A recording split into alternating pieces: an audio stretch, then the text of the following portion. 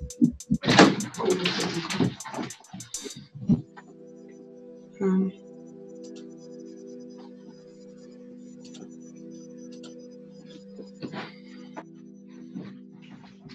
don't know what I'm going to say. I don't want to jump up. No. Well. Oh. Here, I've got to go. Okay, bye. How long will this interview take? It was my brother that was driving.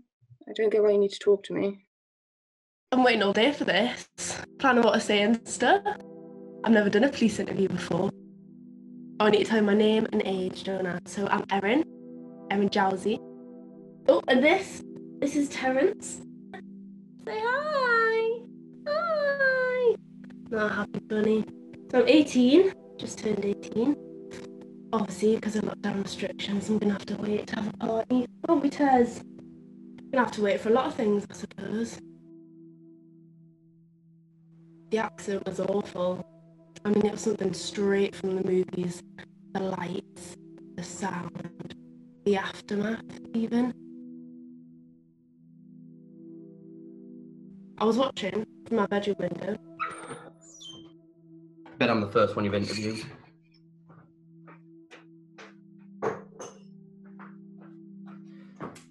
We'll just get on with this. I've been Hoff Lane by 11. Jeffrey Keane, 18. I was heading home. That's why I was there when it happened. Ellen James. I'm Ellen James. I was supposed to be doing a work placement, but you know, with the pandemic, I've been stuck. I don't really know what to do, so I'm 18. That day I didn't really have much to do, so I was just at the park meeting my mum for lunch. Such a lovely day. We're about to get locked down again. Henry Robson. I'm 15. Well, I'm 14 actually. I'll be 15 in a few weeks, so yeah, I'm 14. And that's why everyone's here. Well, it just started like a normal day. So my name's Catherine Taylor. I'm 18. I work part-time in the sandwich shop across the road from where it happened. Joe, the driver, is a friend from school. He came in virtually every day. Same time, same panini. Yeah, so I thought I must have missed him. It was just coming up to the end of my shift. Must have been about 2:30. I was just sort of looking out the window, people watching, you know. It was dead. I mean, really quiet. I needed a lift into town. I don't usually get a lift with my brother, but I mean, that's not for any reason. I just don't. I thought it would be easier than asking one of my friends, and the parents went home, so they couldn't. We just come out of last lesson, which was science. We just got our test marks back. It was top as usual. It just seemed like a normal day, except that we had to stagger leaving times, so we were leaving at 1 o'clock, I think. We had to head off towards the park after that, and we got asked to leave, not because we were doing anything wrong. So I went up to the school to do a sort of circuit back home, and as I was walking up, I saw a bunch of school kids walking down from school, and you know, they weren't taking any notice of any social distancing. They were sort of mucking around, you know, and that's when I noticed Ben. He was with Henry Robson. They're not really my friends, you know, they're a lot younger than me, but Ben lives on my street, and I've known him since I was about 11. He's a bit like a brother. I used to babysit him and his sister. We were talking, well, we were trying to, only I don't really like Henry that much. He was being a bit laddie, I suppose, just sort of making fun of Ben, and I hate that from anybody, you know, people making fun of people. So I just couldn't be bothered with it. So I just went into the sandwich shop to get away from it. I knew her, Ellen. We're not really friends, but we're in the same year. She was muttering something about the boys and trying to stay clear of them. After a while, she got a can of Coke. I think it was Coke. I was expecting her to leave, but she just kind of turned back to the window and stood there.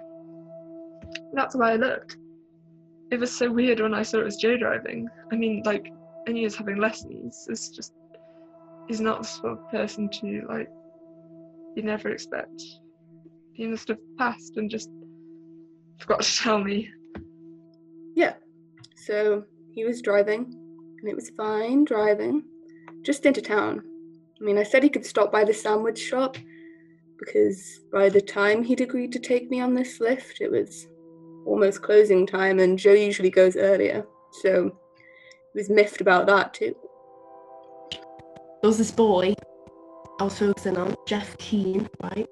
And he looked really different to the last time I saw him. Last time I saw him was ages ago. He got expelled from school, like, before his year had even finished school. And he looked really, like, mature. And he was dressed a lot smaller as well. I've been for an interview. I'm currently unemployed thanks to COVID. And that's why I need to be at the job centre for 11. I was walking straight home after the interview for my brother's coming in from school. My mum doesn't get in now until late. We met Ellen on the way there, and he was trying to get my mask out of my bag. Apparently it's funny. Apparently I needed child size, which I don't. But I think he likes to show off to her a bit. Well, he went in. Well, when she went into the shop, I kind of grabbed him. As I came down the road, I could see there were some lads clowning around. Almost at the bend opposite the shops, about 8 or 10 altogether, with some lasses. Most of the others carried on down the road, but as I got nearer, 2 of them, the lad that got hit and his mate, they'd stopped and were talking to an older girl. Well, the lad that fell was trying to talk. The other one seemed to be trying to get something from his mate's backpack and flicking him with something. I couldn't make out what they were saying, then the girl just walked off across the road into the sandwich shop, quite pissed off. They carried on, then messing about, pushing each other in and out of the road. I'd almost got to them and saw the car coming, and it was coming towards them, and I shouted, "Car! Watch the fucking car, man!" Because I had dropped the entire contents of my makeup bag down into the footwell, I was leaning forward and I had my head down. I mean, everything was fine 1 second. Joe was moaning on about uni and lockdown and why couldn't I have gotten the bus. And it all happened so fast. There was this bump under the car. I mean, I thought it was a speed bump. That poor lad. The car went right over him. I didn't see a push or a shove, who or when. I could only see the car. I mean, the car just couldn't do anything. And there was this really horrible scream, and then just a thud. And I ran straight to him. He wasn't moving. His body was sort of half under the car, under the front passenger wheel. And I remember thinking there wasn't any blood. He was just sort of smiling at me. He couldn't have been going fast because I had time to see his sister, and she was obviously shouting something straight at him. He looked so angry. She's definitely spoilt one in that family. He was trying to concentrate. Everyone seemed to stop perfectly still. Until his sister got out of the car, then everyone just seemed to speed up. She just seemed to walk the other way. It was weird. She must have been going to get a mum or something, because they only live around the corner from me. And then I thought, a bit odd. Why would they drive? I see Joe almost every day walk into the shop in his favourite coat, with his hood up, in his own little world. I thought, why would they drive? And why would she walk away? I didn't call the police or the ambulance. I mean, I could have, but I just didn't. So, I suppose it was because I was a little disgusted. Which sounds awful, I know, but he was just sort of making this rasping noise, and he just looked so young. Henry didn't do anything. He just stood at the side of the road. I didn't know what to do there. I just stood.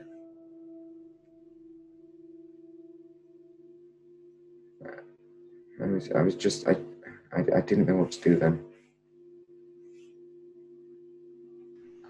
I can't imagine how it must have felt. And the boys, if they'd just been a bit more careful, if they hadn't been messing about so close to the edge of the curb, he'd still be here, wouldn't he? I can see a push of a shove. Who or when? I could only see the car. Yeah, they were pushing and tripping each other, but they were just messing about. They were just being lads. Could have been either one of them. One moment, one stupid moment, and that's it. Everything changes forever.